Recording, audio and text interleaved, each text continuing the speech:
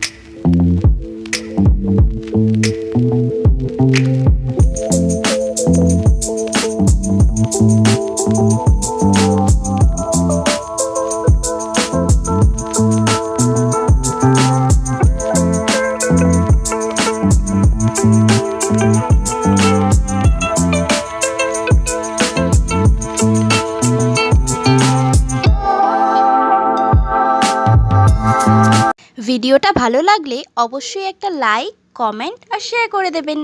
ধন্যবাদ বন্ধুরা আমার ভিডিওটা পুরোটা দেখার জন্য।